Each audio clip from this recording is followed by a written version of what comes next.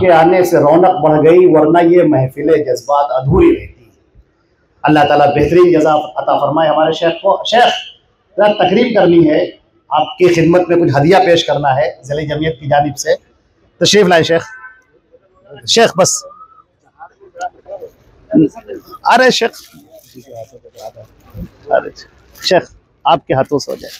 ہمارے صدر محترم فضیلت الشیخ حافظ عتیق الرحمن طیبی امیر صوبائی جمعیت اہل حدیث کے ہاتھوں سے یہ تقریم ہوگی۔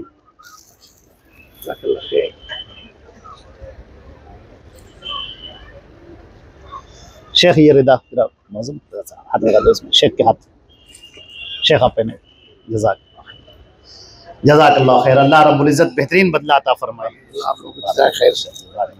نہیں ہم سب صبح سے 12 بجے سے آپ تمام حضرات یہ اصلاح معاشرہ کانفرنس سماعت فرما رہے ہیں۔ اب اس تیسری نشست کے آخری مقرر ہوں گے، اور اس کے بعد ہماری اس اجلاس کے صدر محترم فضیلت الشیخ حافظ عتیق الرحمن طیبی حفظہ اللہ، ان کا خطاب ہوگا، اور اس کے بعد کلمات تشکر پیش کیے جائیں گے، اور اس کے بعد جلسے کا اختتام ہوگا۔ تو ہماری درخواست آپ سب سے یہ ہے کہ پروگرام کے آخر تک آپ حضرات تشریف فرما رہیں، اور انشاءاللہ بہترین خطاب سے آپ مستفید ہوں گے۔ فضیلت الشیخ ڈاکٹر عبد الغفار سلفی حفظہ اللہ رب العزت نے شیخ کو بہترین ملکہ عطا فرمایا ہے۔ اللہ رب العزت ان سے بڑا کام لے رہا ہے دعوت و تبلیغ کے میدان میں، اصلاح کے میدان میں۔ اللہ رب العزت ان کی عمر میں خوب برکت عطا فرمائے، ان کے علم میں، ان کے رزق میں خوب برکت عطا فرمائے۔ احمد فراز کا ایک شعر ہے کہ سنا ہے بولے تو باتوں سے پھول جھڑتے ہیں، سنا ہے بولے تو باتوں سے پھول جھڑتے ہیں، یہ بات ہے تو چلو بات کر کے دیکھتے ہیں۔ ہمارا یہ اصلاح معاشرہ جو کانفرنس ہے، اس کا ایک عنوان یہ بھی ہے کہ اصلاح معاشرہ سیرت نبی اکرم صلی اللہ علیہ وسلم کی سیرت کے آئینے میں۔ اس عنوان پر انشاءاللہ فضیلت الشیخ عبد الغفار سلفی حفظہ اللہ آپ سے خطاب فرمائیں گے۔ میں ان سے بڑے ادب سے درخواست کرتا ہوں تشریف لائیں اور اپنے موضوع کی وضاحت فرمائیں۔ بارک اللہ فیہ۔ شیخ آپ بیٹھ کر ہاں لگا دیئے۔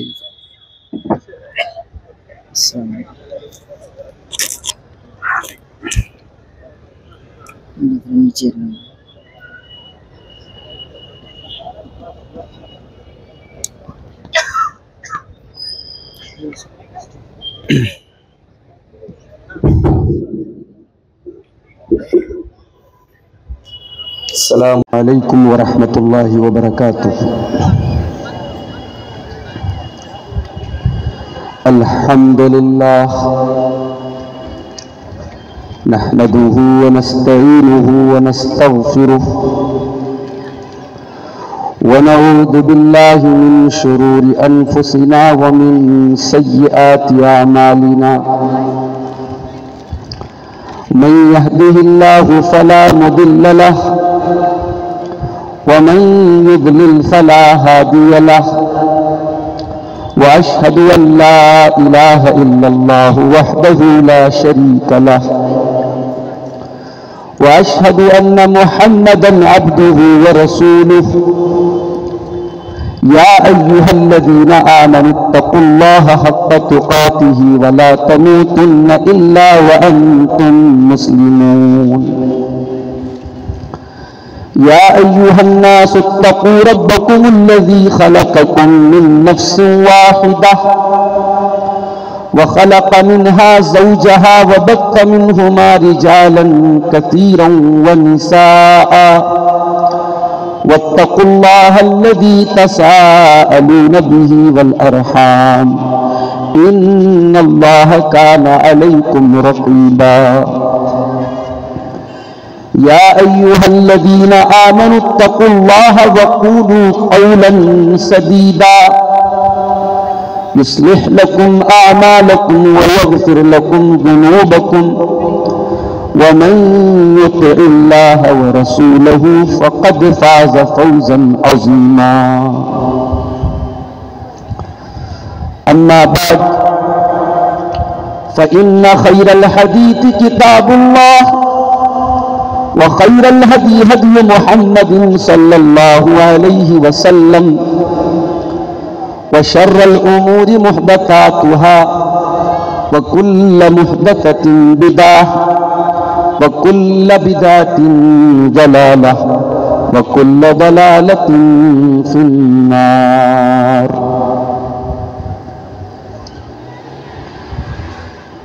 أعوذ بالله من الشيطان الرجيم.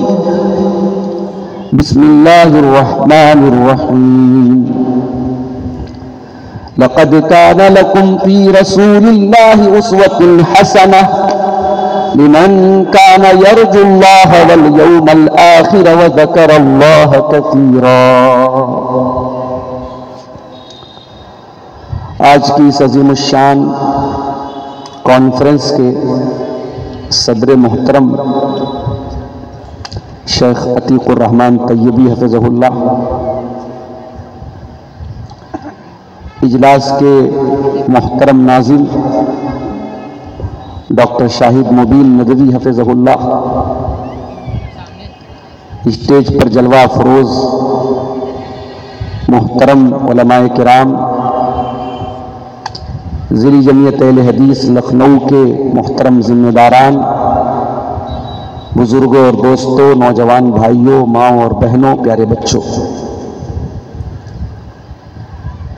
مجھے اس بات کا بخوبی احساس ہے کہ ایک کانفرنس جو صبح سے چل رہی ہو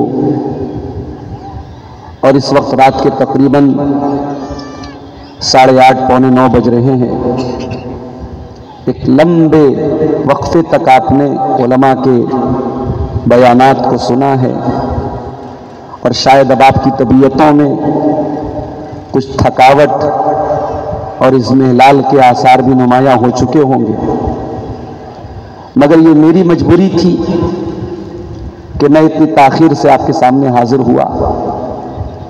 بنارس میں ایک مدرسے میں استاذ ہوں، اور وہاں پڑھانے کے بعد بائی کار آپ کے درمیان پہنچاؤں، جسٹ ابھی پہنچاؤں تھوڑی دیر پہلے، اور آپ کے سامنے حاضر ہوا ہوں۔ عنوان بڑا پیارا ہے، اور ہم یہ کہہ سکتے ہیں کہ آج کی کانفرنس کا مرکزی عنوان ہے۔ آپ کی کانفرنس کا عنوان ہے اصلاح معاشرہ۔ ہم اس میں ایک پوائنٹ جوڑ لیتے ہیں کہ اصلاح معاشرہ سیرت النبی علی صاحبہ افضل الصلاۃ والسلام کی روشنی۔ نبی کی سیرت میں وہ کون سے پوائنٹس ہیں، وہ کون سے نکات ہیں جو نبی کی سیرت میں ہمیں ملتے ہیں ایک معاشرے کی اصلاح کے لیے، ایک سوسائٹی کے ریفارمیشن کے لیے، ایک سماج کے سدھار کے لیے۔ میرے بھائیوں، اگر آج ہم اور آپ اتر پردیش کی راجدھانی شہر لکھنؤ کے اس میرج ہال میں بیٹھ کر کے اگر ہم ایک کانفرنس کر رہے ہیں جس کا عنوان اصلاح معاشرہ ہے، تو یہ عنوان اپنے آپ میں یہ بتا رہا ہے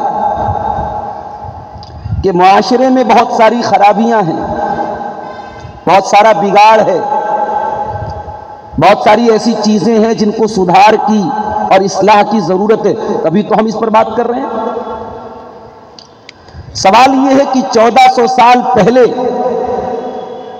نبی اکرم خاتم النبیین احمد مجتبیٰ محمد مصطفیٰ صلی اللہ علیہ وآلہ وسلم جب دنیا میں تشریف لائے، وہ سوسائٹی کیسی تھی، وہ سماج کیسا تھا؟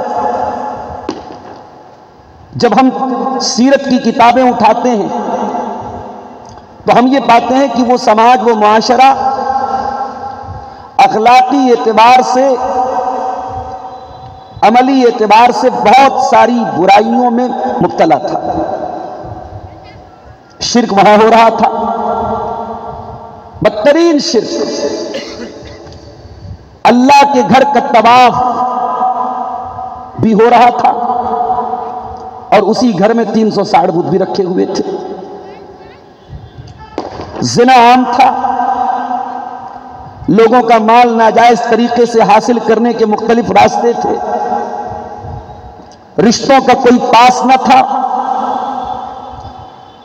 باپ کے مرنے کے بعد سوتیلی ماں کا بھی حصہ لگتا تھا. وہ بھی اپنے بیٹوں کے پاس وراثت کے طور پہ جاتی تھی. نکاح کا کوئی نظام نہ تھا.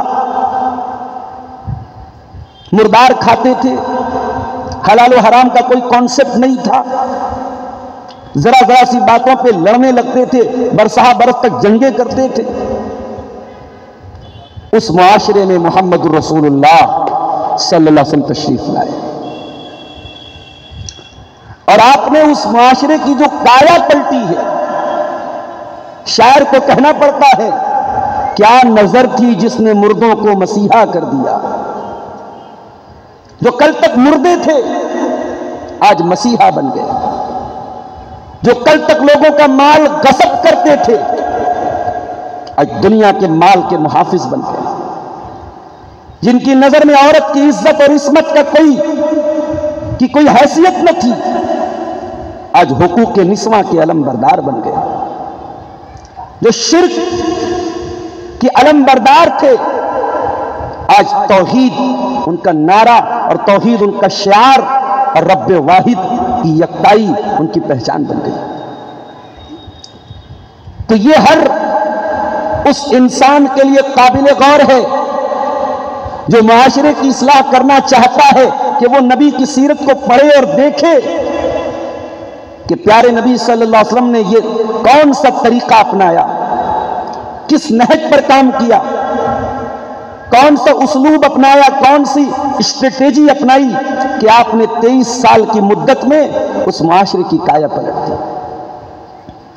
قرآن حکیم میں اللہ تعالیٰ اپنے نبی کی بعثت کا جب ذکر کرتا ہے اور نبی کے دنیا میں آنے کے مقاصد کو بیان کرتا ہے تو اللہ تعالیٰ ایک مقصد یہ بھی بیان کرتا ہے، لَقَدْ مَنَّ اللَّهُ عَلَى الْمُؤْمِنِينَ إِذْ بَعَثَ فِيهِمْ رَسُولًا مِّنْ أَنفُسِهِمْ يَتْلُو عَلَيْهِمْ آيَاتِهِ وَيُزَكِّيهِمْ وَيُعَلِّمُهُمُ الْكِتَابَ وَالْحِكْمَةَ وَإِن كَانُوا مِن قَبْلُ لَفِي ضَلَالٍ مُبِينٍ.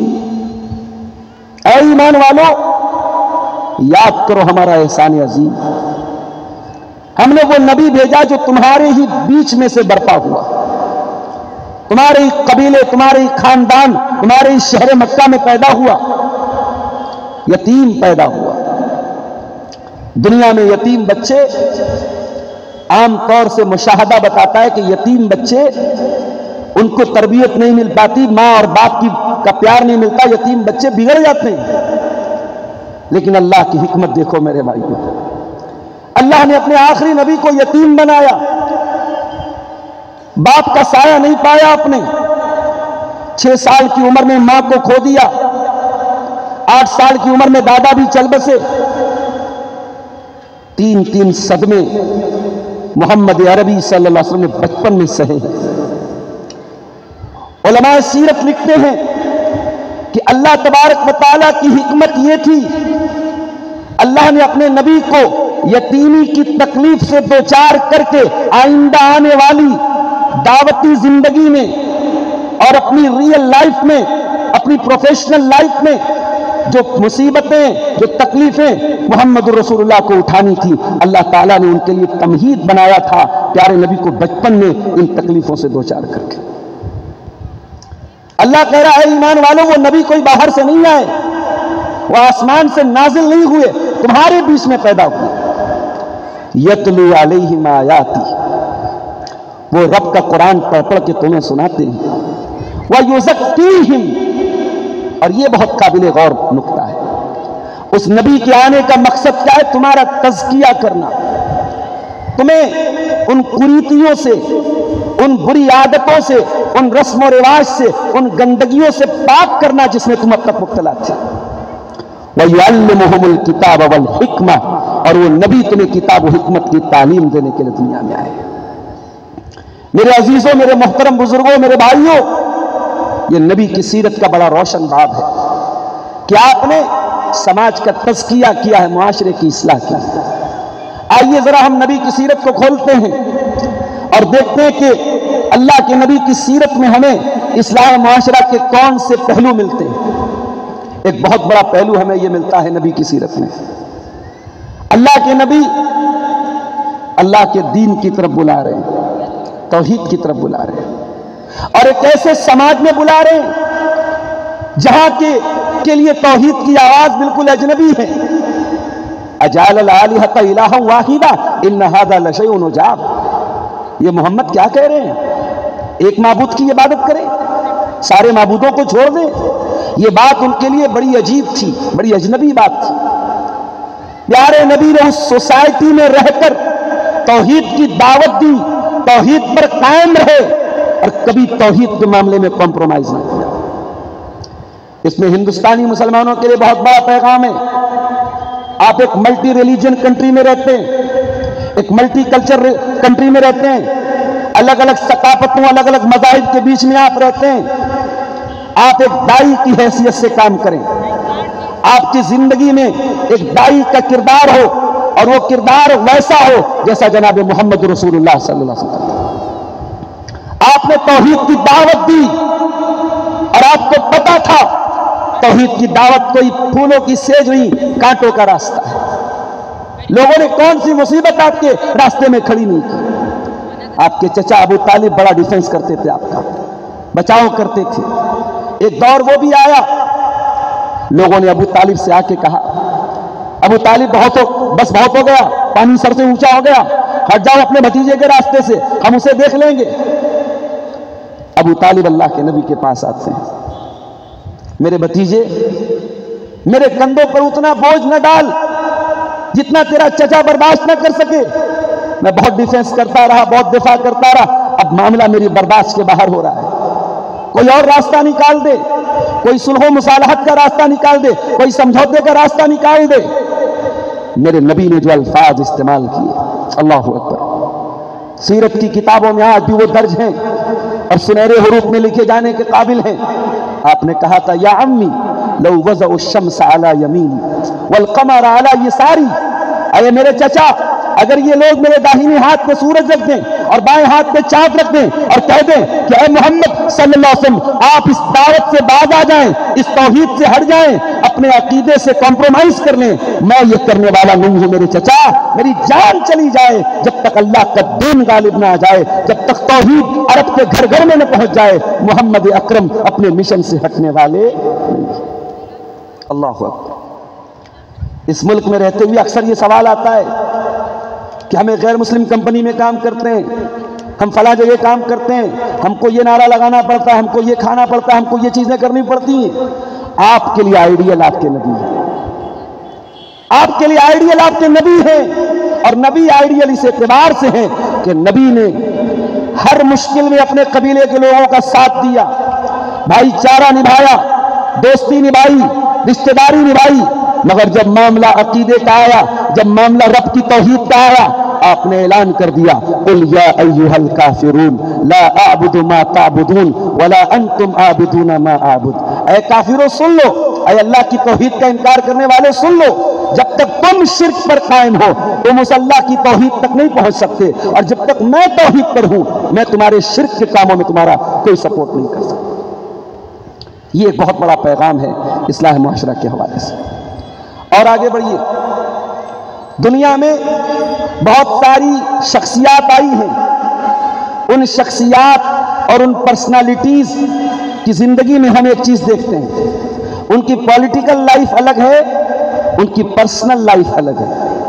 پولیٹیکل لائف میں وہ ایک بہت بڑے رہنما ہیں، ان کے اقوال ذری ہیں، ان کی باتیں بڑی قیمتی ہیں، مگر پرسنل لائف میں ان کے ساتھ بہت سارے مسئلے ہیں۔ میں نام نہیں لوں گا کسی کا، کسی کو بھی برا لگ سکتا ہے، لیکن آپ دنیا کی تمام بڑی بڑی شخصیات کو دیکھیں، ان کی پرسنل لائف میں بہت سارے تنازعات ہیں، بہت سارے اختلافات ہیں، بہت سارے مسائل ہیں۔ میرے نبی کی زندگی میں یہ خاصیت ہے، میرے نبی کی پولیٹیکل لائف، میرے نبی کی سوشل لائف اور میرے نبی کی پرسنل لائف میرے نبی کی زندگی کا ہر پہلو بالکل بے داغ ہے. اسی لیے اللہ قرآن میں اپنے نبی کو ہر ایسپیکٹ سے، ہر پہلو سے ہم سب کے لیے نمونہ قرار دیتا ہے. اللہ فرماتا ہے لقد کان لکم فی رسول اللہ اسوۃ حسنۃ لمن کان یرجو اللہ والیوم الآخر وذکر اللہ کثیرا. اے مسلمانوں، جنگ احزاب کا منظر ہے. پورے مدینہ پر دشمنوں کی فوج نے مدینہ کو گھیر کے رکھا ہوا ہے. مسلمانوں کے گلے کے حلق تک پہنچ چکے ہیں. مدینہ کو ختم کرنے کی اور چٹنی کے طرح پیس کر کے ختم کر دینے کی پلاننگ چل رہی ہے. اس موقع پر اللہ کے پیارے نبی نے جس شجاعت کا اظہار کیا، جس بہادری کی مثال آپ نے قائم کی، جس ثابت قدمی کے ساتھ آپ کھڑے رہے، اس بیک گراؤنڈ میں قرآن کی آیت نازل ہوتی ہے. اللہ فرماتا ہے اے مسلمانوں، ہم نے تم کو وہ رسول دیا ہے جو زندگی کے ہر پہلو میں تمہارے لیے نمونہ ہے. نمونہ ہے وہ نبی. اپنے نوجوان ساتھیوں سے کہنا چاہوں گا، کبھی موقع ملے سوشل میڈیا کے جال سے باہر نکلنے کا، تو ذرا نبی کی سیرت پر کوئی کتاب پڑھ دو. ضلع جمعیت اہل حدیث لکھنؤ کے ذمہ داران بیٹھے ہیں، ہمارے اس شہر کے بڑے معزز عالم دین ڈاکٹر شاہد مبین صاحب بیٹھے ہیں. میں گزارش کروں گا ان نوجوانوں کے لیے کوئی سیرت کا بھی کورس کرائیں، کوئی سیرت پر بھی کوئی دروس جاری کریں. ان نوجوانوں کو یہ بتایا جائے، یہ پڑھایا جائے، یہ تعلیم دی جائے کہ تمہاری جوانی کے لیے نمونہ ہے نبی کی جوانی. کبھی موقع ملے نبی کی جوانی کو پڑھو. کیا نبی کی جوانی میں کوئی لہو و لعب ہے، کوئی کھیل تماشا؟ ابھی آپ نے نبوت کا اعلان نہیں کیا ہے، ابھی آپ دنیا کے لیے محمد ابن عبداللہ ہیں، محمد رسول اللہ نہیں ہیں. اس دور میں بھی نبی کی جوانی بے داغ ہے. اس دور میں نبی تجارت کر رہے ہیں. حضرت خدیجہ اپنے غلام میسرہ کو بیچتی ہیں، جاؤ ذرا دیکھو کہ یہ تاجر کیسے ہیں. ان کے اخلاق کی تو بڑی تعریف سنی. کہتے ہیں نا، کہاوت ہے، محاورہ ہے کہ انسان کو پرکھنا ہے تو 3 کاموں میں سے کوئی ایک کام کر لو. رشتہ داری کر لو، بزنس کر لو، سفر کر لو، انسان کھل جاتا ہے. حضرت خدیجہ نے غلام میسرہ کو بھیجا کہ جاؤ ذرا دیکھو ان کی تجارت کیسی ہے، یہ ایز اے بزنس مین کیسے ہیں. غلام نے آ کر کے رپورٹ دی کہ اے خدیجہ، اے میری مالکن، ایسا تاجر میں نے آج تک نہیں دیکھا. اتنی ٹرانسپیرنسی، اتنی شفافیت، اتنی ایمانداری. منافع ضرور کما رہے ہیں مگر کہیں جھوٹ نہیں، کہیں کوئی غلط کلیم نہیں، کوئی غلط دعویٰ نہیں، کوئی جھوٹ فریب نہیں. بہت سچے اور پکے ایماندار تاجر ہیں. نبی کی جوانی کا یہ واقعہ ہے. 25 سال عمر ہے آپ کی. ایک تاجر ہونے کی حیثیت سے دنیا کے تمام بزنس مین لوگوں کو پیغام دیا آپ نے کہ بزنس کے لیے جھوٹ بولنا جو آپ نے بنا کے رکھا ہے کہ جھوٹ بولے بغیر بزنس نہیں ہو سکتا، فراڈ کے بغیر بزنس نہیں ہو سکتا. آپ نے دنیا کو تعلیم دی امانت داری اور سچائی کے ساتھ بھی بزنس کیا جا سکتا ہے.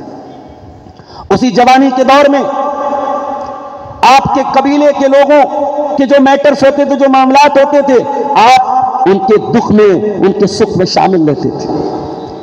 قبیلے قریش کی جنگ ہوئی قبیلے قیس اعلان سے، اس میں آپ کے خاندان کے لوگ بھی شامل ہوئے. ابھی آپ کی عمر کم تھی، ابھی آپ جوانی کی دہلیز پر آپ نے قدم رکھا تھا. اس جنگ میں آپ نے اپنے چچاؤں کو تیر تھمایا تھا. اس جنگ میں آپ جنگ فجار میں آپ نے اپنے قبیلے اور اپنے خاندان کا ساتھ دیا تھا. اور آگے بڑھیے، آپ نبی، نبوت کا اعلان آپ نے فرمایا. حضرت خدیجہ آپ کی بیوی ہیں، حضرت خدیجہ آپ کی بیوی ہیں. ایک شوہر کی حیثیت سے محمد رسول اللہ نے کیا کردار ادا کیا. دنیا میں آج انسان دنیا والوں کے لیے بہت اچھا ہے. پوچھا جب اپنی فیملی کے لیے کیسے ہو، اپنے پریوار کے لیے کیسے ہو، اپنی بیوی کے لیے شوہر کیسے ہو، تو وہاں بڑے بڑوں کا معاملہ گڑبڑ ہو جاتا ہے. بہت سارے لوگوں کا کہ چہرے سے نقاب اتر جاتی ہے.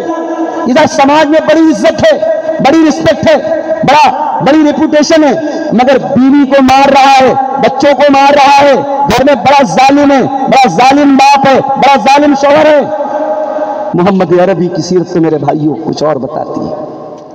آپ تو اتنے بہترین شوہر تھے، آپ دعوے کے ساتھ فرماتے تھے انا خیرکم لاہلی او लोगों ने अपने परिवार के लिए सबसे अच्छा हूं। आप अपनी बीवियों के साथ इस कदर हुस्न सलूक करते थे कि 9 बीवियां एक साथ आपके निकाह में थी और कभी किसी बीवी ने आपके ऊपर किसी तरीके का कोई क्लेम न किया, किसी को कभी कोई शिकायत न हुई। अम्मा आयशा से पूछा गया, अल्लाह के प्यारे नबी घर में रहते थे तो क्या करते थे? फरमाया यकूनु फी मेहनति अहलिही। अल्लाह के प्यारे नबी जब घर में रहते थे अपने घर वालों का सपोर्ट करते थे, उनके कामों में हाथ बटाते थे, अपनी बकरी का दूध खुद दूह लेते थे, अपने कपड़े को खुद झाड़ लेते थे, अपने जूते का तस्मा खुद ठीक कर लेते थे। बाहर आप निकल रहे हैं, सहाबा आपके वजू का पानी हासिल करने के लिए तड़प रहे हैं, आपके मुंह से थूक निकलता है, सहाबा उस थूक को जमीन पे गिरने नहीं देते हैं। बाहर ये रेपुटेशन है, ये इज्जत है, ये एहतराम है। ऐसा इंसान जब घर में आए तो अपने आप को तो वीआईपी ट्रीट करवाता है ना। जो एक इंसान जब बाहर उसको एक सेलिब्रिटी की हैसियत दी जाती है तो घर में भी सोचता है कि मैं सेलिब्रिटी हूं, मगर अल्लाह के प्यारे नबी ने अपनी बीवियों को एक सेलिब्रिटी की हैसियत से अपना तारुफ नहीं करवाया। आपका सलूक एक शौहर, एक बेहतरीन शौहर की हैसियत से। अम्मा खदीजा का इंतकाल हो गया, आपके निकाह में ऑलरेडी कई बीवियां हैं। बीवियों को मरने के बाद कौन याद करता है? जब आपके पास एक अल्टरनेट मौजूद हो तो आप क्यों किसी को याद करेंगे? मगर मोहम्मद अरबी सल्लल्लाहु अलैहि वसल्लम ने दुनिया वालों को एक मिसाल दी कि रिश्ते मरने के बाद भी खत्म नहीं होते। मां मर गई, मां की मोहब्बत आज भी दिल में मौजूद है। बीवी मर गई, बीवी की मोहब्बत आज भी दिल में मौजूद है। मेरे नबी के घर में गोश्त बनता था तो गोश्त को अपनी मरहूम बीवी, अपनी मरहूमा बीवी हजरत खदीजा की सहेलियों के यहाँ भिजवा देते थे, याद किया करते थे खदीजा को। एक मरतबा अम्मा आयशा ने कहा कि आप बहुत ज्यादा खदीजा का नाम लेते हैं, क्या बात है? तो आपने फरमाया कि खदीजा ने बड़े मुश्किल वक्त में मेरा साथ दिया था, खदीजा ने मुझे बच्चे दिए हैं, मेरे बच्चों की मां है, मैं खदीजा को कभी नहीं भूल सकता। आप दुनिया के सबसे सीरियस इंसान हैं, आपका मिशन दुनिया का सबसे सीरियस मिशन है। हमेशा आपको इस बात की चिंता है लोग ईमान कैसे लाएंगे, लोगों के अंदर इस्लाह कैसे होगी। इतने सीरियस होने के बावजूद सीरत की किताबें उठा के देखिए, नबी अपनी बीवियों के साथ हंसी मजाक भी करते थे, इंटरटेनमेंट भी करते थे, घर के अंदर हंसी मजाक के हल्के फुल्के लम्हात भी आते थे। अम्मा आयशा फरमाती हैं, एक मरतबा हम लोग सफर में जा रहे थे, आपने सहाबे किराम से कहा थोड़ा आगे निकल जाओ। सहाबा आगे बढ़ गए, अब थोड़ी प्राइवेसी हासिल हो गई, सन्नाटा हो गया। आपने कहा खदीजा चलो, आयशा चलो हम दोनों दौड़ का मुकाबला करते हैं। हजरत आयशा कहती है मेरी नई नई शादी हुई थी, बदन हल्का था, दुबली पतली थी। दौड़ का मुकाबला हुआ, मैं नबी से आगे निकल गई, नबी पीछे रह गए। मुझे बहुत हंसी आई, मुझे मजा आया, मुझे हंसी आई। प्यारे नबी सल्लल्लाहु अलैहि वसल्लम खामोश, मैं हंसती रही, नबी खामोश रहे। कुछ अरसा गुजरा, फिर एक और सफर था, नबी ने सहाबा से कहा थोड़ा आगे बढ़ जाओ। फिर आपने इत्तेफाक से सफर में हजरत आयशा साथ में थी, आपने कहा आयशा बहुत दिन हो गए, चलो हम लोगों ने रेस नहीं की, चलो मुकाबला करते हैं। अम्मा आयशा कहती हैं इस मर्तबा मैं थोड़ी फरबा हो गई थी, मेरा बदन थोड़ा भारी हो गया था। दुनिया के शौहरों को मैसेज है, बीवी के साथ ऐसा हुस्न सलूक करो उसकी सेहत और तंदुरुस्ती में 4 चांद लग जाए। इतना सता करके, इतनी तकलीफें देकर, इतना टॉर्चर करके बीवियों को न रखो कि उनका जिस्म आज़ाद हो जाए। चंद महीनों के बाद कह लीजिए, चंद सालों के बाद कह लीजिए, जब ये दूसरा सफर आया तो अम्मा आयशा कहती फलम्मा बुदिनतु, मैं फरबा हो गई, मेरा बदन हैवी हो गया। और इस बार जब दौड़ का मुकाबला हुआ तो मैं पीछे रह गई और अल्लाह के प्यारे नबी आगे निकल गए। और आपने मुस्कुरा कर फरमाया हाज़िही बितिल का, आयशा याद है ये उस दिन का बदला है। ये नबी की सीरत है, ये नबी की मैरिटल लाइफ है। दुनिया के लोगों को एक मैसेज दिया आपने कि एक बेहतरीन शौहर बनो। आप यतीम थे, माँ बाप का साया आपको बहुत, माँ का साया 6 साल की उम्र में खो दिया, बाप का साया पाया ही नहीं, लेकिन एक औलाद का फर्ज आपने निभाया। जिन औरतों ने आपको दूध पिलाया था, जो रजाई माँ थी, कभी वो औरतें आती, उम्मे ऐमन आती, हलीमा सादिया आती, जो आपकी रजाई माएँ थी। अल्लाह के प्यारे नबी अपने बदन की चादर उतार के अपनी اپنی چادر دے کر کے کہتے تھے امی جان آئیے آپ بیٹھ جائیں. حسن سلوک کی مثال آپ نے قائم کی. ماں کو یاد کرتے ہوئے ایک دن صحابہ کرام کو لے کر ماں کی قبر پر پہنچے اور وہاں جا کے زار و قطار رونے لگے. تھے تو آپ بھی انسان نا, کہیں نہ کہیں سینے میں جو ایک بیٹے کا دل ہے وہ ماں کو پانے کے لیے تڑپتا تو تھا نا. ماں کو یاد کی, آنکھوں سے آنسو آ گئے اور ایسا روئے کہ صحابہ کرام رونے لگے. آپ نے فرمایا میں نے اپنے رب سے اجازت طلب کی تھی کہ اے اللہ میں اپنی ماں کی مغفرت کی دعا کر سکتا ہوں, اللہ نے اجازت نہیں دی. پھر میں نے اجازت مانگی کہ اپنی ماں کی قبر پہ جا سکتا ہوں, اللہ نے اجازت دے دی, اس لیے میں ماں کی قبر پہ آیا ہوں. تم بھی اپنے قبرستان جایا کرو, قبروں پر جایا کرو, وہاں جانے سے آخرت کی یاد آتی ہے. ایک بیٹے کی حیثیت سے آپ کا یہ سیمپل اور یہ نمونہ دنیا کے سامنے تھا. ایک باپ کی حیثیت سے آپ کیسے تھے؟ 4 بیٹیوں کے باپ تھے آپ.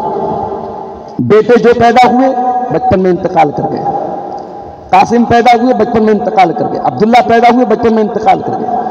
ماریا قبطیہ کے پیٹ سے ابراہیم پیدا ہوئے, وہ بھی 1.5 سال کی عمر میں انتقال کر گئے. کہتے دنیا میں سب سے بھاری جنازہ ماں باپ کے لیے اولاد کا جنازہ ہوتا ہے. نبی نے اپنی حیات مبارکہ میں 3 بیٹیوں کا جنازہ اٹھایا, 3 بیٹوں کا جنازہ اٹھایا. دنیا والوں یہ مصیبتیں تمہارے اوپر آئیں تو شاید اپنے مشن کو چھوڑ دو, اپنے کام کو چھوڑ دو اور ڈپریشن کے شکار ہو جاؤ, مگر محمد عربی صلی اللہ علیہ وسلم نے اپنی زندگی میں آنے والی ان تمام مصیبتوں کے باوجود اللہ کے مشن کو قائم رکھا, توحید کے مشن کو قائم رکھا. اصلاح معاشرہ کا کام کرنے والے نوجوانوں کے نام پیغام ہے, اصلاح معاشرہ کا کام کرنے والی میری بہنوں کے نام پروگرام کے نام پیغام ہے کہ زندگی اسٹرگل کا نام ہے. زندگی میں پریشانیاں آئیں گی, زندگی میں کبھی ایسا ہوگا بچوں کا انتقال ہو جائے گا, کبھی رشتہ داروں کا انتقال ہو جائے گا, کبھی کوئی بہت بڑا لاس ہو جائے گا. یہ پریشانیاں, یہ مصیبتیں زندگی میں آئیں گی. اپنے مشن کو کبھی نہ بھولنا, اپنی زندگی کے مقصد کو کبھی نہ بھولنا, یہ آپ نے سبق دیا. بیٹیوں کو آپ نے بڑے پیار سے پالا. ایک ایسے سماج میں جہاں بیٹی پیدا ہوتی تھی اس کو زمین میں لے جا کر کے باپ اپنے ہاتھوں سے زمین میں دفن کر دیتا تھا, اس ماحول میں نبی نے 4 بیٹیوں کو پالا ہے, بڑے پیار اور بڑی محبتوں سے پالا ہے. آپ کی بڑی بیٹی حضرت زینب, ان کا نکاح ہوا ابو العاص کے ساتھ. ابو العاص قیدی بن کر کے آئے جنگ بدر میں, اسلام نہیں لائے تھے ابھی ابو العاص, قیدی بن کر کے آئے. اور قیدیوں کو چھڑانے کے لیے جب فدیے کا سامان آنے لگا تو ابو العاص کو چھڑانے کے لیے ایک ہار آیا. یہ ہار اماں خدیجہ نے اپنی بیٹی زینب کو شادی کے موقع پر دیا تھا. نبی کے سامنے جب وہ سامان آیا اور آپ کو بتائے گا کہ آپ کے داماد کو چھڑانے کے لیے یہ ہار آیا ہے بیٹی کا, بیٹی کا ہار دیکھ کے آپ کی آنکھوں میں آنسو آ گئے. یہ بیٹی کو ہار یہ ان کی بیوی نے, اماں خدیجہ نے دیا تھا شادی کے موقع پر. آپ نے صحابہ کرام سے ریکویسٹ کی کہ میرے داماد کو چھوڑ دیا جائے, یہ ہار واپس کر دیا جائے.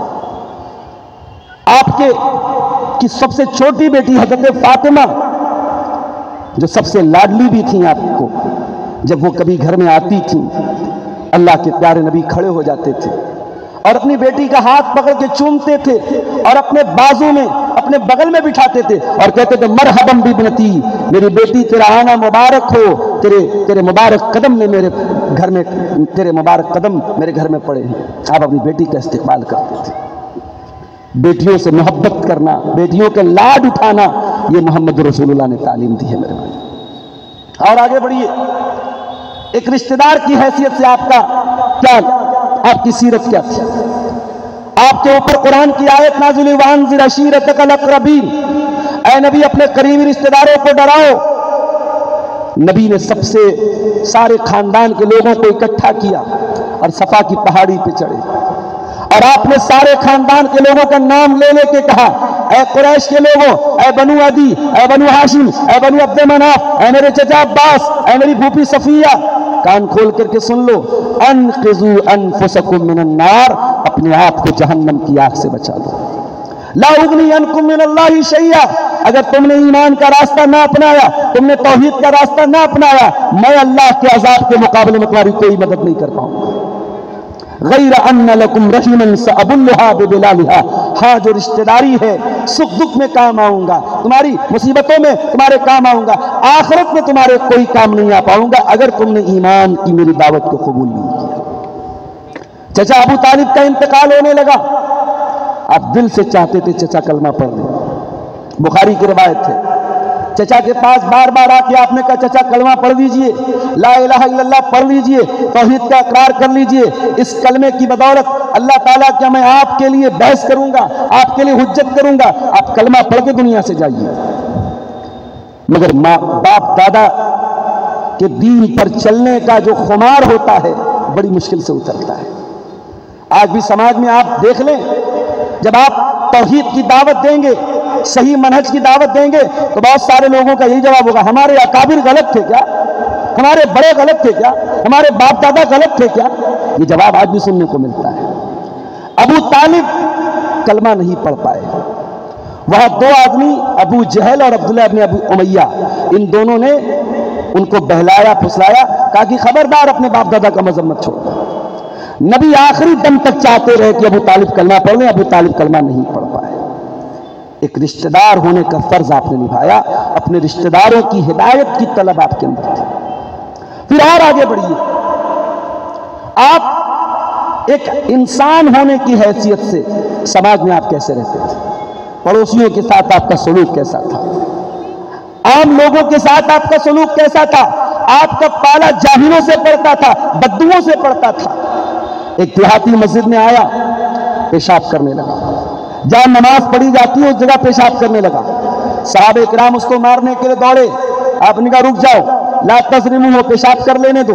جب وہ پیشاب کر چکا آپ نے اسے اپنے پاس بلایا، بڑے پیار سے آپ نے سمجھایا، ان هذه المساجد لا تصلح لهذا، اے اللہ کے بندے یہ مسجد ہے، اللہ کا گھر ہے، پیشاب کرنے کی جگہ نہیں ہے، گندگی کرنے کی جگہ نہیں ہے۔ پھر آپ نے اپنے صحابہ سے کہا کہ اے میرے صحابہ، اتنا جلدی طیش میں نہ آیا کرو، اتنا جلدی غصے میں نہ آیا کرو، انما بعثتم میسرین ولم تبعثوا معسرین، تم دنیا میں آسانی پیدا کرنے کے لیے بھیجے گئے ہو، تم دنیا میں مشکل پیدا کرنے کے لیے نہیں بھیجے گئے ہو۔ یہ میرے نبی کی تعلیم ہے۔ دشمن کے ساتھ یہ آپ کا سلوک کیسا تھا؟ جن دشمنوں نے آپ کا جینا حرام کر کے رکھا تھا مکہ میں، اللہ کے گھر میں عبادت کرنے پر انہوں نے تالے لگا کے رکھے تھے، جب سن 8 ہجری میں مکہ فتح ہوا اور وہ دشمن آپ کے سامنے کھڑے تھے اور آپ کو پورا کنٹرول حاصل تھا، آپ کے ایک حکم پر مکہ میں خون کی ندی بہہ جاتی، آپ کے ایک حکم پر تلواریں چل جاتی، مگر آپ نے سب کو معاف کر دیا اور فرمایا کہ لا تثریب علیکم اليوم اذهبوا انتم الطلقاء، جاؤ محمد رسول اللہ کسی سے انتقام نہیں لیں گے۔ میرے عزیزوں، اصلاح معاشرہ میں نبی کا یہ اخلاق ہمارے لیے آئیڈیل اور نمونہ ہے۔ اور یاد رکھیے، نبی کی دعوت سختی سے نہیں پھیلی ہے، ہاں عقیدے میں کوئی کمپرومائز نہیں کرنا ہے، مگر لہجہ زبان ہمیشہ نرم رکھنا ہے۔ اللہ قرآن میں کہتا ہے فَبِمَا رَحْمَةٍ مِّنَ اللَّهِ لِنتَ لَهُمْ وَلَوْ كُنْتَ فَظًّا غَلِيظَ الْقَلْبِ لَانفَضُّوا مِنْ حَوْلِكَ، اے نبی اللہ تعالیٰ نے آپ کو بہت نرم دل بنایا، نرم مزاج بنایا، اگر آپ سخت دل ہوتے، اگر آپ بد زبان ہوتے، لَانفَضُّوا مِنْ حَوْلِكَ، تو یہ لوگ آپ کو چھوڑ کے چلے گئے ہوتے۔ یہ آپ کا اخلاق تھا میرے بھائی۔ 10 سال تک حضرت انس اللہ کے پیارے نبی کی خدمت کرتے ہیں، اور 10 سال خدمت کرنے کے بعد جو رپورٹ کارڈ دیتے ہیں، جو رپورٹ پیش کرتے ہیں، کہتے ہیں اللہ کے پیارے نبی نے کبھی نہ مجھے مارا ہے، نہ ڈانٹا ہے، نہ کبھی کسی بات پر اف کہا ہے۔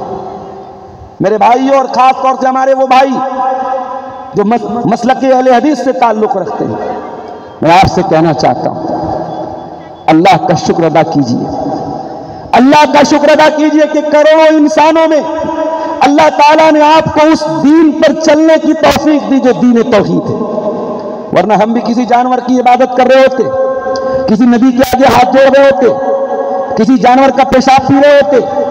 اللہ نے ہمیں دین توحید پر چلنے کی توفیق بخشی ہے، اسلام پر چلنے کی توفیق بخشی ہے، اور پھر اسلام پر چلنے والوں میں اللہ تعالیٰ نے اس منہج سے، اس جماعت سے ہمیں وابستہ کیا، اس جماعت کے ساتھ ہمیں جڑنے کی توفیق دی، جو جماعت کسی بستی کی طرف منسوب نہیں، جو جماعت کسی شخصیت کی طرف منسوب نہیں، جو جماعت منسوب ہے رب کے قرآن کی طرف، جو جماعت منسوب ہے مصطفیٰ کے فرمان کی طرف، اور جو جماعت منسوب ہے اس منہج کی طرف جو منہج اللہ کے نبی نے صحابہ کے لیے اور سلف کے لیے چھوڑا ہے۔ اپنے نوجوانوں سے کہنا چاہوں گا، معاشرے میں اصلاح کرنا ہے، اصلاح کا طریقہ بھی وہی ہونا چاہیے جو نبی کا طریقہ تھا، اصلاح کا طریقہ بھی نبی طریقہ ہونا چاہیے، آپ کے اندر وہ سلیقہ، وہ شائستگی، وہ ادب، وہ تمیز بھی ہونی چاہیے جو نبی نے صحابہ کرام کو سکھایا۔ آج بہت افسوس ہوتا اپنے بعض نوجوانوں کو دیکھ کر کہ نہ ان کے اندر علماء کا احترام ہے، نہ ان کے اندر وہ شعور ہے جو ایک سلفی المسلک کے اندر ہونا چاہیے۔ میرے عزیزوں، اصلاح معاشرہ کے سلسلے میں نبی کی سیرت میں ایک پہلو ہمیں اور بھی ملتا ہے۔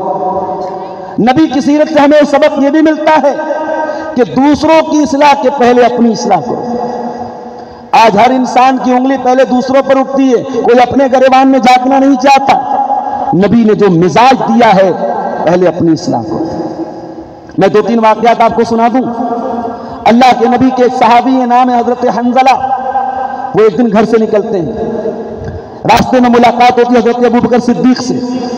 ابوبکر صدیق کہتے کہاں جا رہے ہیں آپ؟ کہا نبی کے پاس جا رہا ہوں۔ کہا کیا بات ہے، کیوں جا رہے ہیں؟ کہا ایک سوال پوچھنا ہے نبی سے۔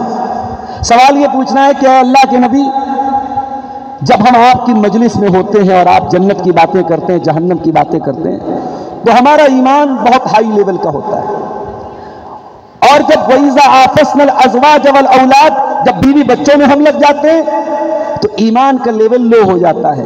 تو مجھے یہ ڈر ہے نافق حنظلہ کہ کہیں میں منافق تو نہیں ہو گیا۔ کبھی ایمان کا لیول ہائی ہو رہا ہے، کبھی کم ہو رہا ہے، یہ تو منافق کی نشانی ہے۔ تو میں یہ سوال کرنے نبی کے پاس جا رہا ہوں۔ حضرت ابوبکر صدیق نے کہا کہ بھائی یہ مسئلہ تو میرے ساتھ بھی ہے، یہ پرابلم تو میرے ساتھ بھی ہے، چلو ہم دونوں چلتے ہیں۔ غور کیجئے، حضرت حنظلہ اللہ کے رسول کے پاس آئے اور یہی بات انہوں نے رکھی کہ اے اللہ کے نبی ہمارے ساتھ ایسا ایسا ہو۔ انہوں نے دوسروں پر فتویٰ نہیں لگایا، پہلے اپنے ایمان کی فکر کی، اپنی توحید کی فکر کی، اپنے بارے میں ڈر گئے کہیں میں منافق تو نہیں ہو گیا۔ اللہ کے نبی نے فرمایا نہیں ہے حنظلہ، اس میں منافق کا کوئی مسئلہ نہیں ہے۔ اے حنظلہ، ایمان کی کیفیت ہمیشہ ایک جیسی نہیں رہتی، شیئن فشیئن، ایمان کا لیول ہائی اور لو ہوتا رہتا ہے، یہ فرکچویٹ ہوتا رہتا ہے۔ اس کی وجہ سے یہ نہیں کہ تم منافق ہو گئے۔ اگر تم ہمیشہ اسی حالت میں رہتے جس حالت میں میری مجلس میں رہتے ہو، لصافحتکم الملائکۃ علی فرشکم، تو فرشتے آ کر کے تم سے مصافحہ کرتے، مگر یہ کیفیت پرماننٹ نہیں رہ سکتی، ریگولر نہیں رہ سکتی۔ حنظلہ کو اپنی فکر ہوئی میرے بھائی۔ اور آگے بڑھیے، نبی کے ایک صحابی ہیں، نام حذیفہ ابن یمان، یہ اللہ کے پیارے نبی صلی اللہ علیہ وسلم کے سیکریٹری ہیں، اللہ کے نبی کے رازدار ہیں، نبی نے ان کو بڑی راز کی باتیں بتائی تھی۔ صحابہ کرام کا یہ ماننا تھا کہ حضرت حذیفہ کو مدینہ کے اندر رہنے والے تمام منافقوں کا نام پتہ ہے۔ حضرت حذیفہ جس انسان کے جنازے میں شامل نہیں ہوتے تھے، صحابہ کرام سمجھ جاتے تھے یہ منافق آدمی، اتنا ان کے اوپر بھروسہ تھا لوگوں کو۔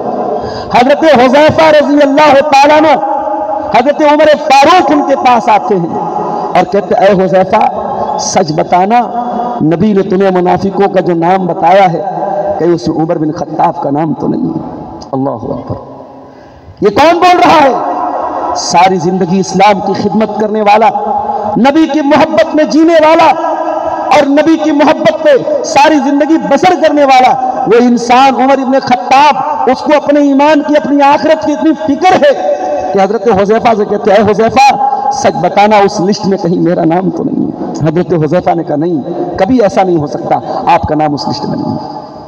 یہ صحابہ کرام تھے میرے بھائی، یہ نبی کی تربیت کا اثر تھا کہ صحابہ کرام کو اپنے دین و ایمان کی پہلے فکر ہوتی تھی، اپنی اصلاح کی پہلے فکر ہوتی تھی۔ معاشرے کی اصلاح کرنا ہے تو یہ پوائنٹ ہمیں یاد رکھنا چاہیے، یا ایھا الذین آمنوا علیکم انفسکم، امر بالمعروف بھی ضروری ہے، نہی عن المنکر بھی ضروری ہے، معاشرے کی اصلاح بھی ضروری ہے، مگر سب سے پہلا کام کیا کرنا ہے؟ اپنے نفس کی اصلاح کرنا ہے، اپنے آپ کی اصلاح کرنا ہے۔ میرے عزیزوں، نبی کی سیرت میں اگر معاشرے کی اصلاح کرنا چاہیں تو ایک چیز ہمیں اور نظر آتی ہے، اور وہ چیز یہ ہے کہ آپ کا اپنے مخالفین کے ساتھ رویہ کیسا ہے۔ ابھی ممبئی کا ایک ویڈیو بہت وائرل ہوا، ٹاٹا کینسر ہاسپٹل کے باہر ایک غیر مسلم کھانا کھلا رہا ہے اور اس لائن میں ایک مسلمان نقاب پوش عورت آتی ہے اور وہ کھانا کھلانے سے انکار کر دیتا ہے، اور وہ کہتا ہے نہیں صاحب، ہمارے مذہب کا فلاں نعرہ جو لگائے گا ہم اس کو یہ کھانا کھلائیں گے۔ یہ ویڈیو بہت وائرل ہوا، لوگوں نے مذمت بھی کی، جو اچھے دماغ کے لوگ تھے، مسلمان غیر مسلم سب نے مذمت کی۔ پھر ایک اور ویڈیو بھی آیا، ایک اشرف نام کے مسلمان آدمی نے، وہ بھی ممبئی کے کسی ہاسپٹل کے باہر کھانا کھلا رہا ہے اور اس کی لائن میں بھی مسلمان غیر مسلم سب لگے ہوئے ہیں، اور وہ کہہ رہا ہے کہ بھائی کھانا کھاؤ، تمہیں اللہ اکبر کہنے کی کوئی ضرورت نہیں۔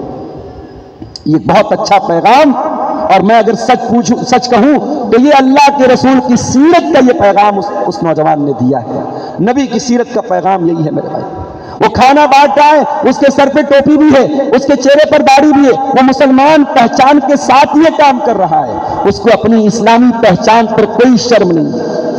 میرے نوجوان بھائیوں، آج اپنی شناخت سے تم منہ موڑ رہے ہو، تمہیں اپنی داڑھی پر شرم آ رہی ہے، اپنی ٹوپی پر شرم آ رہی ہے۔ میری بہنوں، تمہیں اپنی نقاب پر شرم آ رہی ہے۔ اگر واقعی میں تمہیں اپنے نقاب، اپنی داڑھی اور اپنی پہچان پر شرم آ رہی ہے تو پھر یہ چلو بھر پانی میں ڈوب مرنے کا مقام ہے۔ تمہارے دشمن تو یہی چاہتے ہیں تم اپنی شناخت کو چھوڑ دو، تم ان کے رنگ میں رنگ جاؤ، مگر یاد رکھو وَمَنْ أَحْسَنُ مِنَ اللَّهِ صِبْغَةً، سب سے بہترین رنگ اللہ کا ہے۔ اللہ کے رنگ میں رنگ جاؤ۔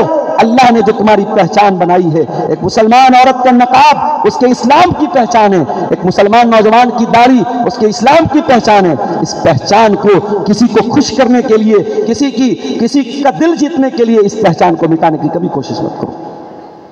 نبی کی سیرت میں ہمیں یہ پیغام بھی ملتا ہے کہ ہمارے جو مخالفین بھی ہیں، ہمیں ہمارے نبی نے جو اخلاق بتایا ہے وہ دشمن کے ساتھ بھی وہ اخلاق ہمیں نبھانا ہے۔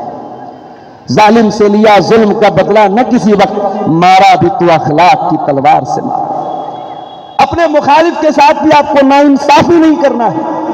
دنیا والوں کا بنایا ہوا ایک نقلی اصول، ایک جھوٹا اصول ہے کہ صاحب everything is fair in love and war, پیار میں اور جنگ میں سب جائز ہے۔ معاف کرنا یہ دنیا کے بہت بڑے گھٹیا انسان نے یہ اصول بنایا ہوگا، یہ اسلام کا اصول نہیں ہے۔ اسلام میں نہ پیار میں سب جائز ہے نہ جنگ میں سب جائز ہے۔ اگر پیار میں سب جائز ہوتا تو اپنی محبوبہ کے 32 ٹکڑے کرنے والے بھی صحیح ہو جائیں گے۔ اگر پیار میں سب کچھ جائز ہوتا بغیر نکاح کے لیو ان ریلیشن شپ میں رہنے والے بھی صحیح ہو جائیں گے۔ اگر پیار میں سب جائز ہوتا اپنی محبوباؤں کے چہروں پر ایسڈ ڈالنے والے بھی صحیح ہو جائیں گے۔ نہ پیار میں سب جائز ہے نہ جنگ میں سب جائز ہے۔ میرے نبی جب جنگ میں کسی کو بھیجتے تھے کہتے تھے لا تقتلوا ولیدا، کسی بچے کو قتل نہ کرنا، ولا تقتلوا شیخا فانیا، کسی ایسے بوڑھے انسان کو جو جنگ کے میدان میں نہیں لڑ رہا ہے اس کو قتل نہ کرنا، ولا تحرقوا شجرہ، کسی پیڑ کو آگ نہ لگانا، کسی کی عبادت گاہ کو مت گرانا۔ یہ جنگ کے اصول بنائے تھے اللہ کے پیارے نبی نے، اور قرآن کریم میں اللہ نے بیان کیا وَلَا يَجْرِمَنَّكُمْ شَنَآنُ قَوْمٍ عَلَىٰ أَلَّا تَعْدِلُوا اعْدِلُوا هُوَ أَقْرَبُ لِلتَّقْوَىٰ۔ اے ایمان والو، کسی کے ساتھ تمہاری دشمنی ہے، دشمنی کا مطلب بھی یہ نہیں ہے کہ تم ناانصافی سے کام کرو، دشمن کے ساتھ بھی تمہیں انصاف کرنا ہے، دشمن کے ساتھ بھی جسٹس کرنا ہے۔ یہی وجہ ہے کہ یہودی بھی نبی کے دور میں آ کر نبی کی عدالت میں اپنا فیصلہ کراتے تھے، ان کو معلوم تھا اس عدالت سے کبھی انجسٹس نہیں ہوگا، کبھی ناانصافی نہیں ہوگی۔ اور میرے نبی کے انصاف کا عالم تو یہ تھا کہ قبیلہ بنو مخزوم جو عرب کا بہت مشہور قبیلہ تھا، خاندان تھا، اس خاندان کی ایک عورت نے چوری کی، اور اسلام میں چوری کی سزا ہاتھ کا کاٹنا ہے۔ خاندان کے لوگوں کو بڑا احساس ہوا کہ ہمارے خاندان کی عورت کا ہاتھ کٹے گا، بڑی بدنامی ہوگی۔ لوگوں نے اسامہ بن زید کو سفارشی بنایا۔ اسامہ بن زید اللہ کے نبی کے پاس آئے اور کہا اے اللہ کے نبی، کوئی دوسری سزا دے دی جائے، ہاتھ نہ کاٹا جائے۔ اسامہ بن زید کون ہے؟ نبی کے بڑے چہتے ہیں۔ اور آپ کو ایک بات بتاؤں، نبی اسامہ بن زید سے بھی بہت محبت کرتے تھے، ان کے والد زید بن حارثہ سے بھی بہت محبت کرتے تھے۔ اور جب جنگ موتا کے لیے آپ نے لشکر بھیجا تو لشکر کا کمانڈر آپ نے زید بن حارثہ کو بنایا اور کہا اگر ان کا انتقال ہو جائے تو عبداللہ بن رواحہ کو بنا لینا، اگر ان کا انتقال ہو جائے تو جعفر طیار کو بنا لینا۔ گویا نبی نے ایک میسج یہ بھی دیا کہ زندگی میں جب مصیبتیں آئیں تو قوم کا لیڈر وہ نہیں ہے کہ جب قوم کو میوہ مل رہا ہو تو آگے آگے رہے اور قوم پر مصیبتیں آئیں تو پیچھے چلا جائے۔ قوم کا لیڈر وہ ہے جو مصیبتوں کے ٹائم اپنے آپ کو آگے کرتا۔ جنگ موتا میں اللہ کے نبی کے بڑے چہیتے صحابی حضرت زید بن حارثہ شہید ہو گئے تھے۔ میرے عزیزوں، انہی کے بیٹے اسامہ بن زید بہت محبوب تھے اللہ کے رسول کے۔ اسامہ بن زید آ کر کے کہتے ہیں کہ اللہ کے نبی کوئی اور سزا دی جائے۔ نبی نے فرمایا کہ نہیں، بڑے غصے میں آپ نے فرمایا اتشفع فی حد من حدود اللہ، اے اسامہ کیا تم اللہ کے قانون کو بدلنے کی سفارش لے کر کے میرے پاس آئے ہو؟ اے اسامہ کان کھول کر کے سن لو، لو ان فاطمہ بنت محمد سرقت لقطعت یدها، یہ تو قبیلہ بنو مخزوم کی عورت فاطمہ ہے۔ اے اسامہ ابن زید کان کھول کر کے سن لو، اگر میری بیٹی فاطمہ بھی چوری کرتی تو اس نے بھی ہاتھ کٹوا دیتا۔ یہ رسول کی عدالت ہے، یہ رسول کا انصاف ہے۔ اس لیے میرے بھائیوں، عدل و انصاف اور نبی نے جو اخلاق سکھایا ہے وہ اخلاق بھی اصلاح معاشرہ کے لیے بہت ضروری ہے۔ اور آخر میں ایک بات عرض کر کے بات ختم کروں گا۔ حضرت عمر ایک بات کہا کرتے تھے، حضرت عمر بہت ہی جینیس آدمی تھے، دراندیش آدمی تھے۔ کبھی موقع ملے تو حضرت عمر کے چھوٹے چھوٹے جو کوٹیشن ہے نا ان کو پڑھا کرو، اس سے بڑی آپ کی زندگی کو بہت رہنمائی ملے گی۔ حضرت عمر کہتے تھے کنا اذل قوم، ہم دنیا کی سب سے ذلیل قوم تھے، فاعزنا اللہ بالاسلام، اور اللہ نے ہمیں اسلام کے ذریعے عزت دی، ومهما ابتغینا العزت فی غیرہ، اور اسلام کو چھوڑ کر اگر کسی اور چیز میں عزت ہم تلاش کریں گے اذلنا اللہ، اللہ ہمیں ذلیل کر دے گا۔ اسلام میں ہماری عزت ہے اور معاشرے کی اصلاح بھی اسی میں ہے میرے بھائیوں، کہ ہم اسلام پر آ جائیں۔ آج افسوس ہوتا ہے، ابھی ایک تہوار گزرا ہمارے غیر مسلم بھائیوں کا، فیس بک پر ہمارے ایک استاد نے لکھا کہ پٹاخوں کی آواز تو مسلمانوں کے علاقوں سے زیادہ آ رہی ہے۔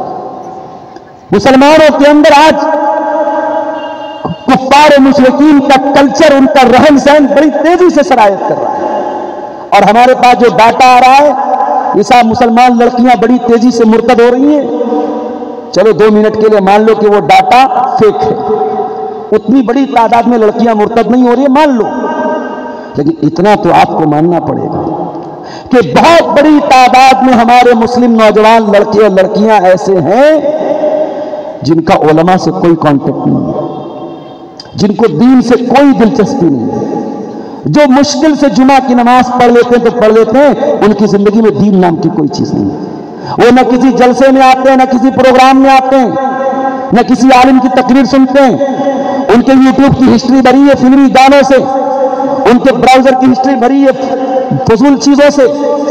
ان کی زندگی میں دین کی نہ تلاش ہے، نہ تحقیق ہے، نہ دین پر عمل ہے۔ اور ان کا ایسے نوجوان لڑکے اور لڑکیوں کا پرسنٹیج زیادہ ہے سماج میں۔ ان نوجوان لڑکوں اور لڑکیوں کو ہم دین کی طرف کیسے لائیں، یہ وچار کرنے کا موقع ہے، یہ منتھن کرنے کا موقع ہے۔